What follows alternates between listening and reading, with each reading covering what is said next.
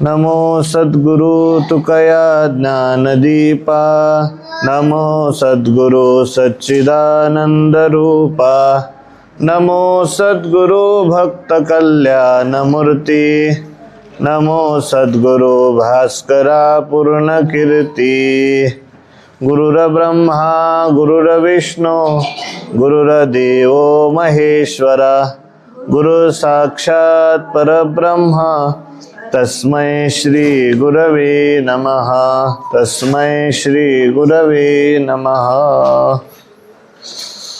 विष्णुमय जग वैष्णवांचा धर्म, भेदा भेद भ्रम अमंगळ, ऐका जी तुम्ही भक्त भागवत, कराल ते हित सत्य करा, कोणाही जीवाचा न घडो मत्सर, वर्म सर्वेश्वर पूजनाचे, तुका म्हणे एका देहाचे अवयव, सुख दुःख जीव भोग पावे। श्रीमंत श्री जगद्गुरु तुकाराम महाराज या अभंगातून वैष्णव कोण आहे, वैष्णवाचा काय धर्म आहे, तर याचं प्रतिपादन प्रस्तुत अभंगामध्ये जगद्गुरु तुकोबाराय करत आहेत।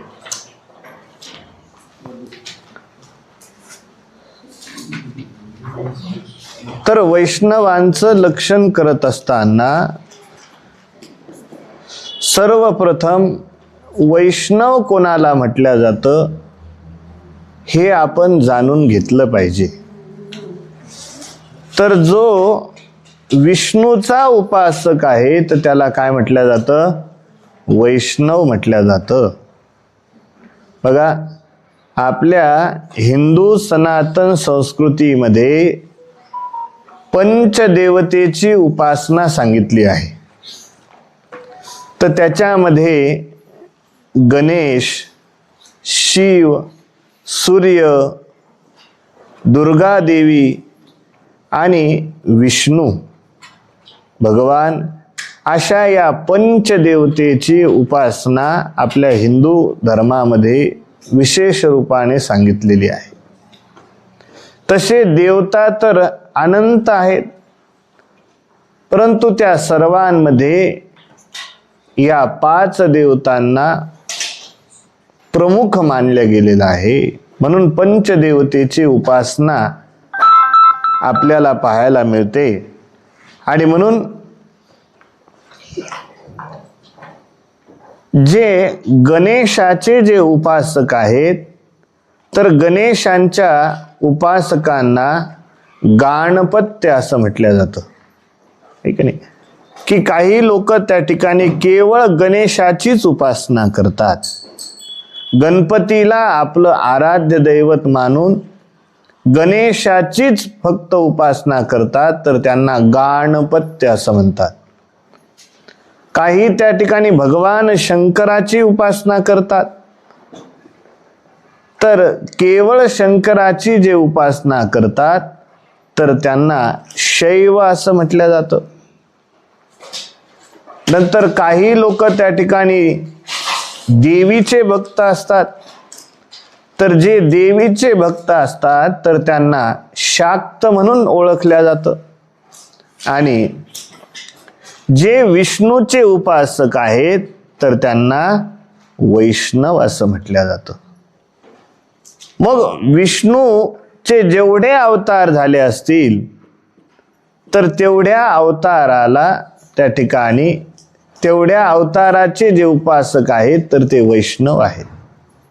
बघा, मग विष्णूचे किती अवतार आहेत, तर राम असेल, कृष्ण असेल, हे जे प्रमुख आपण मानतो, तर भगवान श्री रामचंद्राचे जे उपासक आहेत तर त्यांना त्या ठिकाणी वैष्णव म्हटलं जातं।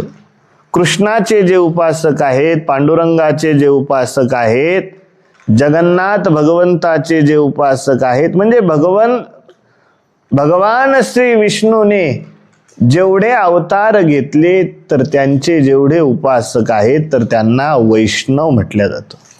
आणि म्हणून आपला जो वारकरी संप्रदाय आहे तर वारकरी संप्रदायाला त्या ठिकाणी वैष्णव संप्रदाय म्हटलं जातं. तोच वैष्णव परंपरेत हा वारकरी संप्रदाय मोडला जातो. आणि म्हणून वैष्णव कोणाला म्हणावं तर त्याचं वर्णन करत असताना तुकोबाराय म्हणतात, अनेक अभंगामध्ये आपल्याला पाहायला मिळतं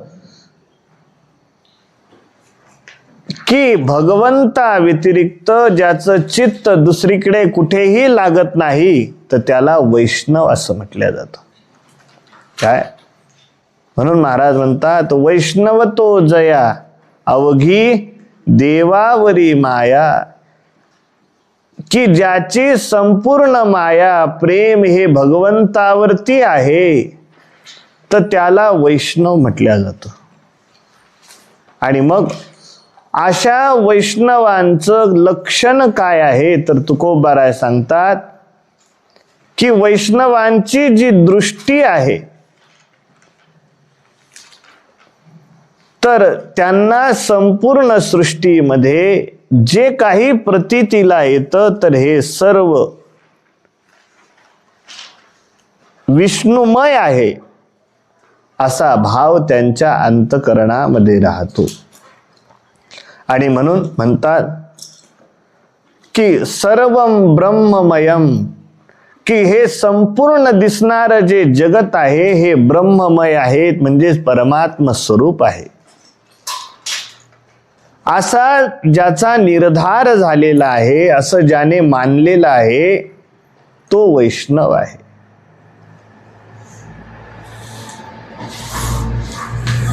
केवळ संपूर्ण जगामध्ये असणारे मानवच हे वैष्णव नाहीत,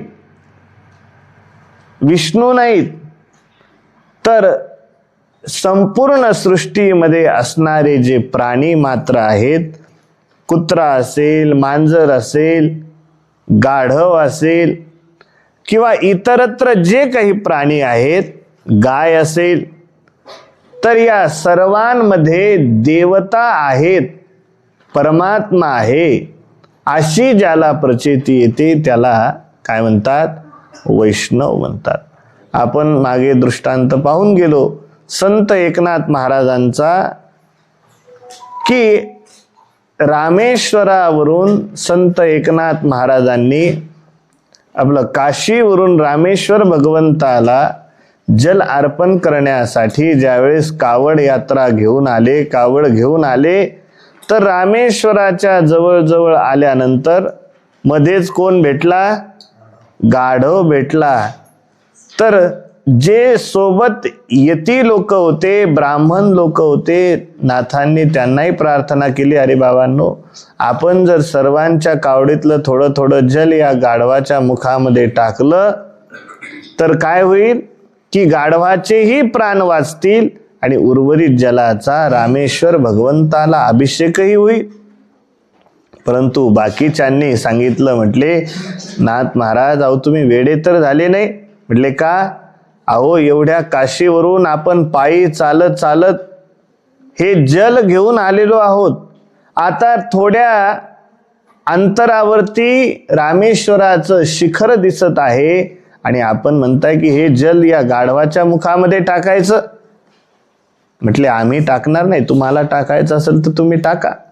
रामेश्वर भगवंताला एकनाथ महाराजांनी प्रार्थना केली, हे रामेश्वर भगवान, की या ठिकाणावरूनच तुम्ही माझं जल तुम्हाला मी समर्पित करत आहे असं म्हटलं.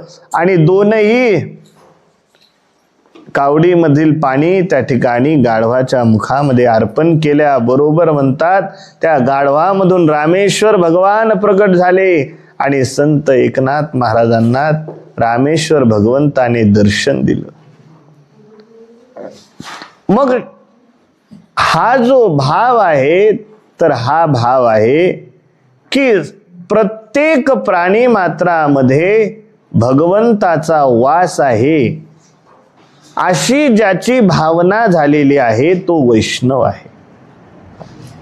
म्हणून वैष्णव जो असतो तर तुकोबाराय म्हणतात की विष्णुमय जग वैष्णवांचा धर्म, भेदा भेद भ्रम अमंगळ.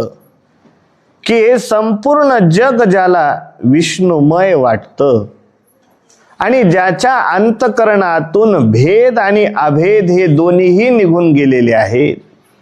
काय आपल्या अंतकरणामध्ये भेद त्या ठिकाणी राहतो आणि म्हणून आपल्या अंतकरणामध्ये एखादा जर अतिशय गरीब असेल, खालच्या वर्णातला असेल, जातीतला असेल, तर आपण त्याचा द्वेष करायला लागतो.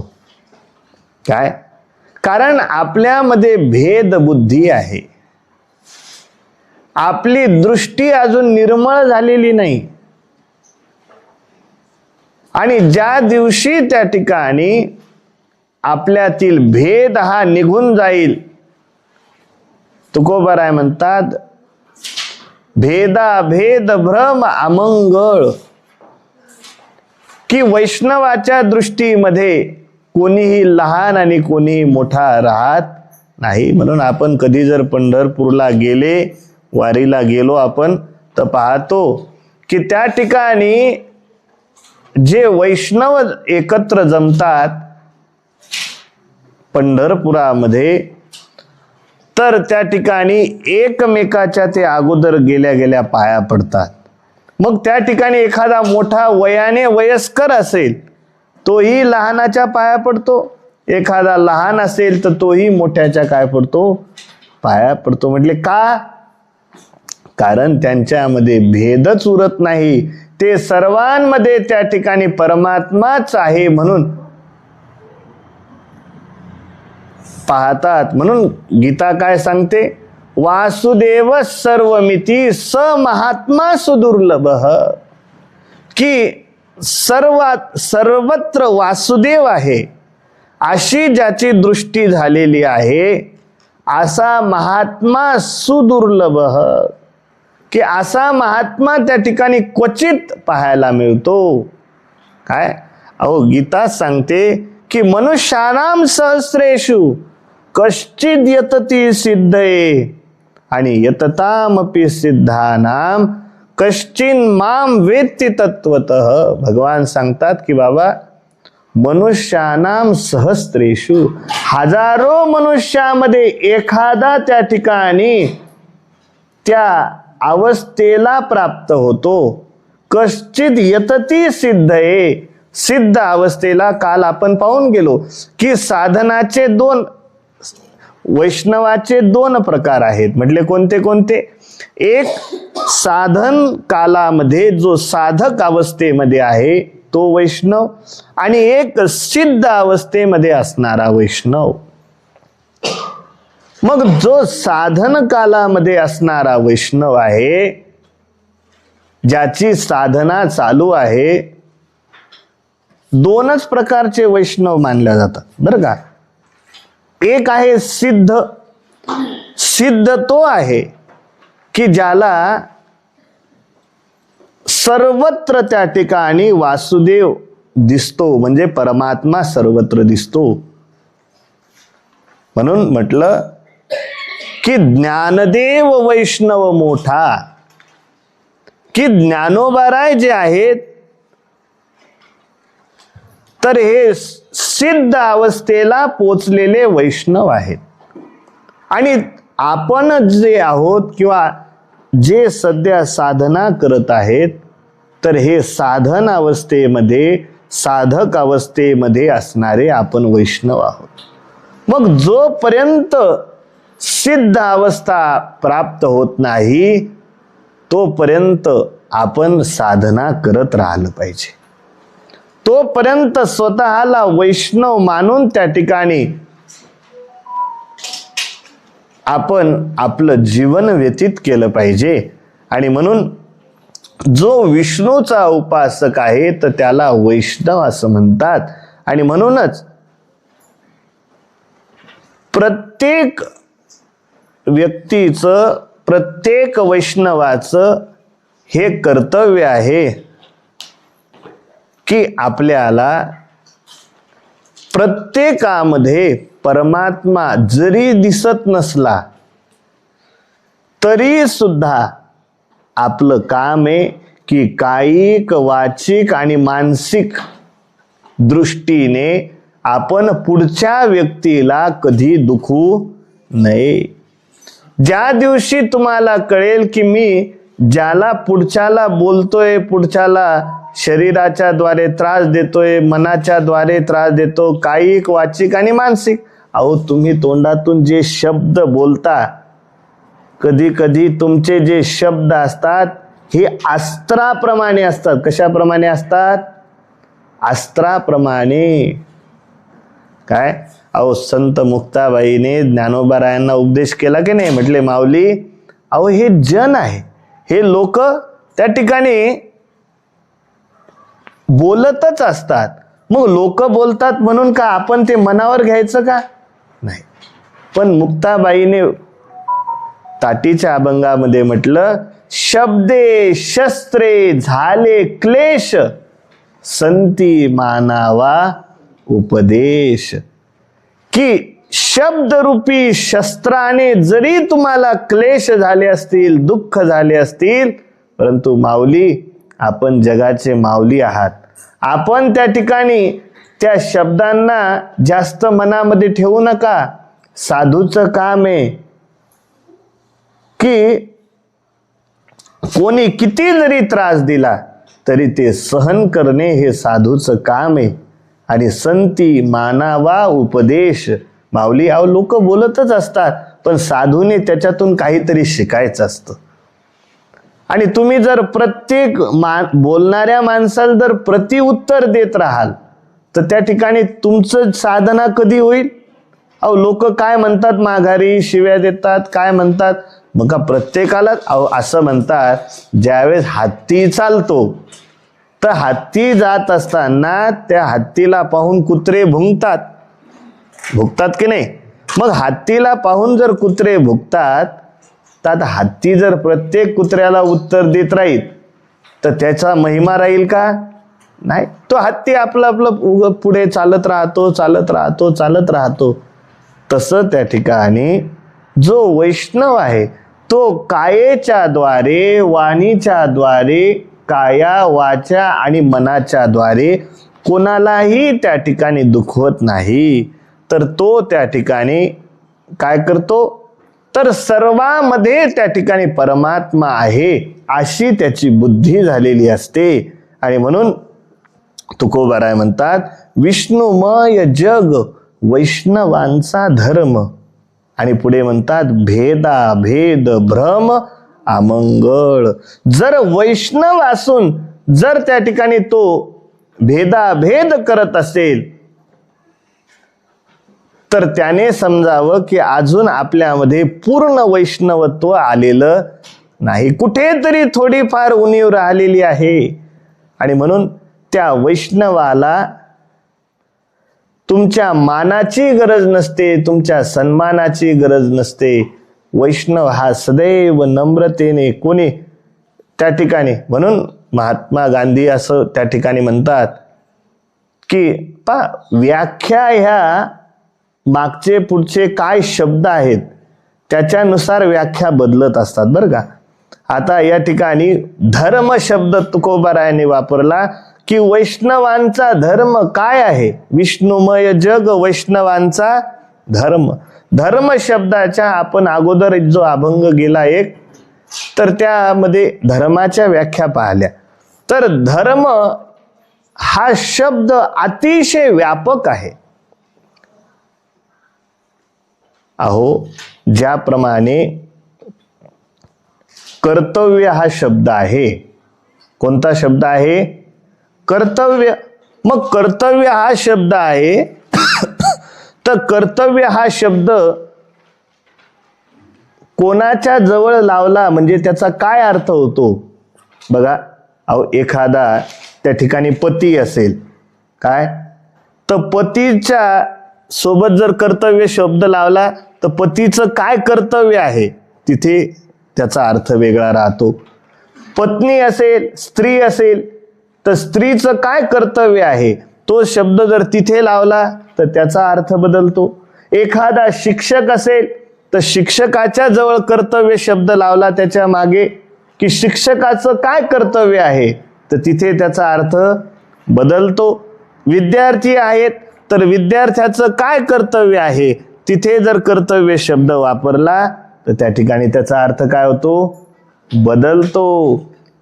तसं त्या ठिकाणी हा जो धर्म शब्द वापरलेला आहे तर धर्म शब्दाची प्रत्येक ठिकाणी वेगवेगळी व्याख्या त्या ठिकाणी आपल्याला पाहायला मिळते. पण तुकोबाराय म्हणतात की या ठिकाणी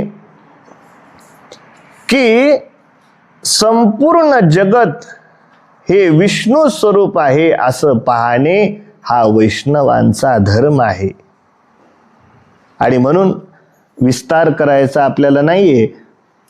तुकोबाराय म्हणतात भेदा भेद भ्रम अमंगळ.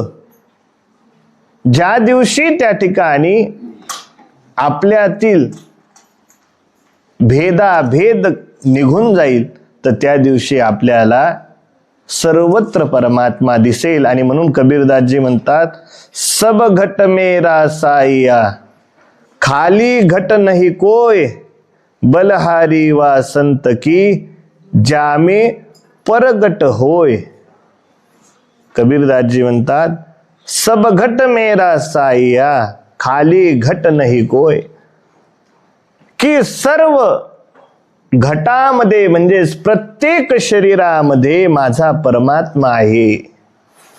असा एकही घट नाही, एकही शरीर नाही की त्या शरीरामध्ये परमात्मा आहे की नाही. आपण हरिपाठामध्ये दररोज म्हणतो सर्वा घटी राम, देहादेही एक, सूर्यप्रकाशक सहस्र रश्मी, की सर्व घटाघटामध्ये त्या ठिकाणी परमात्मा आहे. मग घटाघटामध्ये परमात्मा आहे तर ती प्रचिती आपल्याला का होत नाही तर त्या अवस्थेपर्यंत आपण अजून पोहोचलेलो नाहीत. मग म्हटले त्यासाठी तुकोबाराय म्हणतात की आई काजी तुम्ही भक्त भागवत, कराल ते हित सत्य करा. भावांनो, ऐकाजी तुम्ही भक्त भागवत. पहा या ठिकाणी तुकोबारायांनी जे विशेषण दिलेले आहेत, काय दिलेले म्हटले, ऐका. कोण ऐका? भक्त ऐका, भागवत ऐका. काय म्हटले असं म्हणायचं काय कारण होतं? अहो कधी कधी त्या ठिकाणी लोकांना हरभऱ्याच्या झाडावर चढवावं लागतं का नाही? अहो एखादी आई असते, पहा तुम्ही, आता तुम्ही सर्व आई आहेत, तुम्हाला अनुभव आहे. एखादी आई असते, तिचा मुलगा त्या ठिकाणी सकाळी लवकर उठत नाही. मग आई त्या ठिकाणी त्या मुलाला म्हणते, बाळा अरे उठ रे, तुझ्या शाळेचा टाइम झाला, तुझी गाडी त्या ठिकाणी लवकर निघून जाईल, आटप आटप, उठ लवकर उठ लवकर. तो काय म्हणतो, आई अगं 2 मिनिटं झोपू दे ना मला. 2 मिनिटं करता करता मग आई त्याला थोडं रागवते, अरे उठ त्या ठिकाणी, पण तरी तो ऐकत नाही. मग आई त्याच्याजवळ जाते, त्याला असं डोक्यावरून कोंबाळते, माझं खूप काय म्हणते, शहाणं लेकरू आहे, शहाणं लेकरू आहे असं कोंबाळते. उठ बर बाळा, शहाणं आहे तू. मग त्याला वाटतं की आता जर आईचं आपण ऐकलं नाही, आईनं आता आपल्या शहाणं म्हटलं, आता जर आपण ऐकलं नाही तर मग लगेच तडकन उठून बसते आहे काय. आणि लगेच म्हणजे सांगायचं काय, आता खरोखर आई त्याला इतक्या वेळची आवाज देते, ते ऐकत होतं का? ते शहाणं आहे का? नाही. पण त्याला उलट बोलली आई की बाळा तू किती शहाणा आहे, हुशार आहे, हुशार आहे म्हटल्याबरोबर लगेच उठून बसलं. तसं तुकोबाराय सुद्धा हुशार आहेत. तुकोबाराय म्हणतात की बाबांनो, आई काजी तुम्ही भक्त भागवत. अरे बाबांनो, तुम्ही जे समोर बसलेले तुम्ही ऐका. कोण ऐका? भक्त भागवत. म्हटले अशी उपमा का दिली? अहो म्हटले उपमा दिली तरी सुद्धा त्या उपमेप्रमाणे त्या पुढच्या व्यक्तीला वागावं लागतं. काय अहो, तुम्हाला म्हटलं की तुम्ही काय सुंदर गायन करता हो. अहो, गायन करता हे सुंदर गायन करता खरंय, पण त्याला गायन येत असेल म्हणूनच गायनाचार्य पदवी लागते की नाही. एखादा सुंदर मृदंग वाजवत असेल तर त्याच्या पुढे काय लागतं, मृदंगाचार्य. अहो, आमचे महाराज मृदंगाचार्य आहेत, है की. त्याला वाटतं की आपण खरोखर मृदंगाचार्य. मग मृदंगाचार्य बनण्यासाठी त्याला अगोदर प्रॅक्टिस करावी लागते, आहे की नाही. म्हणजे उपाधी दिल्यानंतर त्या ठिकाणी एक माणसाला वेगळा अनुभव असतो. आणि तेच तुकोबाराय म्हणतात, ऐकाजी तुम्ही भक्त भागवत आणि कराल ते हित सत्य करा. की तुम्हाला जर आपलं हित करावं वाटत असेल तर सत्य हित करा. काय पहा, हित आणि सत्य हे दोन शब्दावरती सुद्धा भरपूर विश्लेषण होऊ शकतं, आहे की नाही.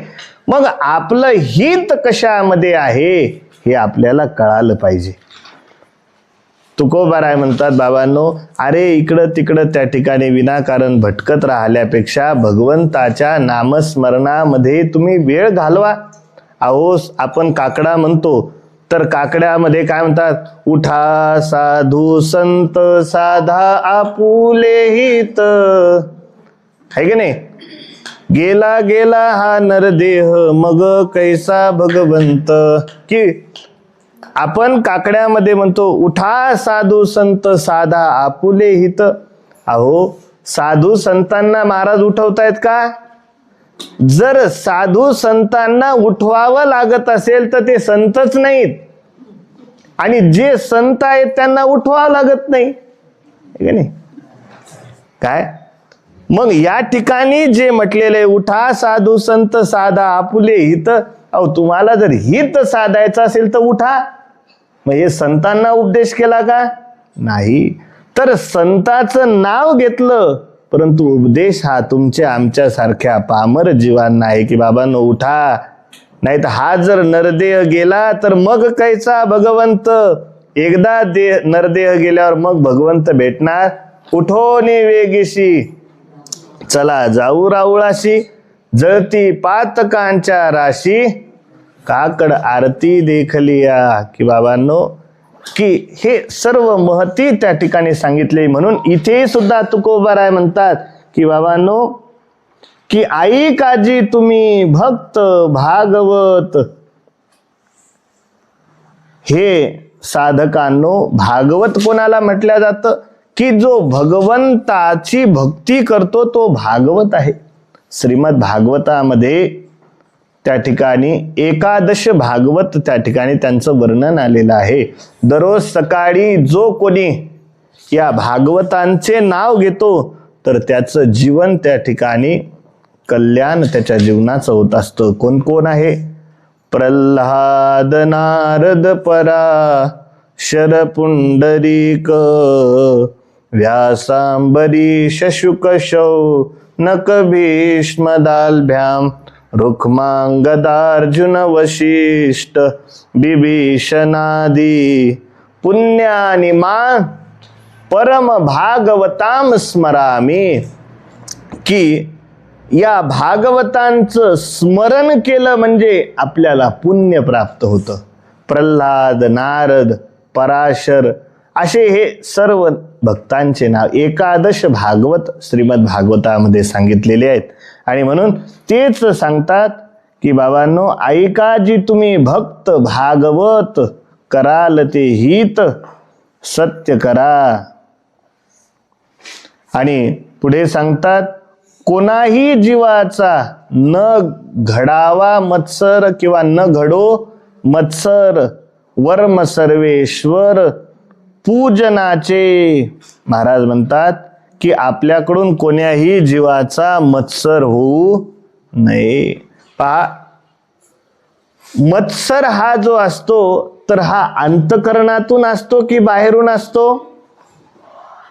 हो, मत्सर आपण करतो एखाद्या विषयी, त्याला आपण सरळ भाषेमध्ये म्हणतो की हा व्यक्ती आमच्या चांगलं झालं तर आमच्यावर हात जळतो, त्याला काय म्हटलं जातं? मत्सर. बघा, हा मत्सर जो आहे तर हा सदैव अंतःकरणामध्ये असतो. की मत्सर त्याला म्हटलं जातं की एखाद्याचं कल्याण होत असेल तर त्याचा द्वेष करणे, राग करणे. मग जोपर्यंत अंतःकरणामध्ये राग आहे, द्वेष आहे, मत्सर आहे, तोपर्यंत आपण वैष्णव होणार नाही. म्हणून महाराज म्हणतात, बाबाओ, कोणाही जीवाचा न घडावा मत्सर. अहो मत्सर जो असतो, अहो मच्छर पाहिला का तुम्ही? मच्छर हा माणसाला बाहेरून चावा घेतो, बाहेरून रक्त पितो. बाहेरच्या मच्छराला तुम्हाला मारता येईल, त्याला हाकलता येईल, त्याला त्या ठिकाणी पंख्याची हवा लागली तर तो पळूनही जाईल. परंतु अंतःकरणामध्ये असणारा जो मत्सर आहे, हा मत्सर माणसाला आतून जाळत असतो. काय? म्हणून कोणाचाच मत्सर आपण केला नाही पाहिजे. काय? म्हणून महाराज म्हणतात, कोणाही जीवाचा न घडो मत्सर, वर्म सर्वेश्वर पूजनाचे.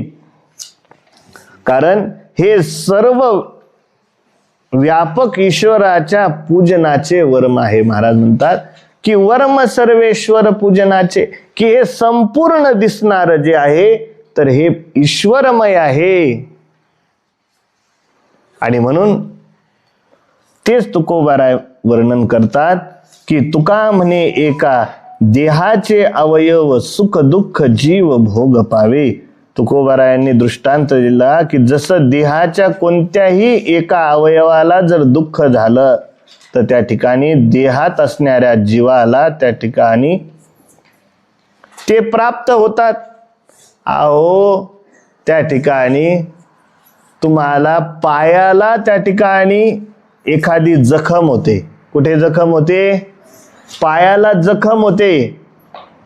परंतु तुमचे शरीराचे जे अवयव असतात हे राहून राहून ते कुठं पाहतात? ज्या ठिकाणी तुमच्या पायाला जखम झाली असेल किंवा दुसरीकडे कुठे इजा झाली असेल तर राहून राहून तुमचं मन कुठे जाते? तिथे जातं. म्हणजे सांगायचं काय की एका अवयवाला जर त्या ठिकाणी इजा झाली तर बाकी सर्व शरीर त्या ठिकाणी नादुरुस्त होतं. अहो पडले तुम्ही तर मग काय होतं? फजिताच आहे की नाही? तर सांगायचं तात्पर्य हे आहे, तुकोबाराय म्हणतात की तुका म्हणे एका देहाचे अवयव सुख दुःख जीव भोग पावे. की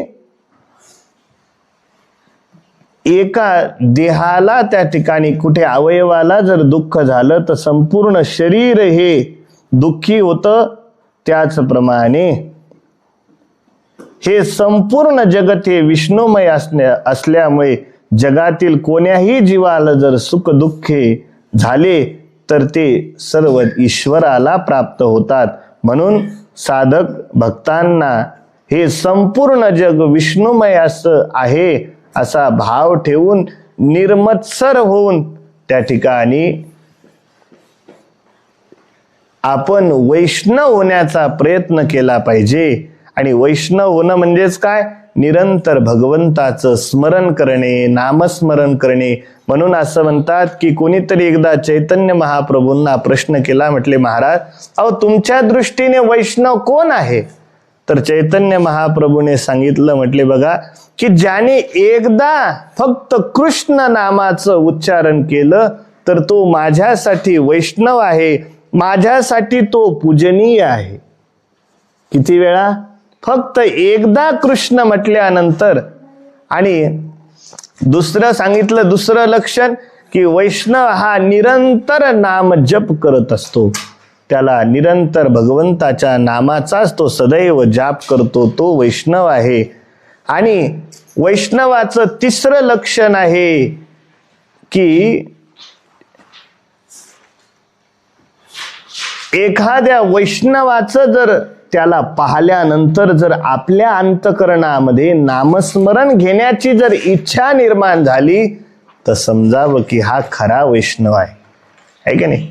म्हणून म्हणतात की आतून अंतकरणातून असा भाव झाला पाहिजे आपला. एखादा पहा तुम्ही, एखादा व्यक्ती आपल्या ओळखीचाही नसतो, परंतु त्याच्याकडे पाहिल्यानंतर आपल्याला असं वाटतं, असा भाव निर्माण होतो की आपण त्याला नमस्कार केला पाहिजे.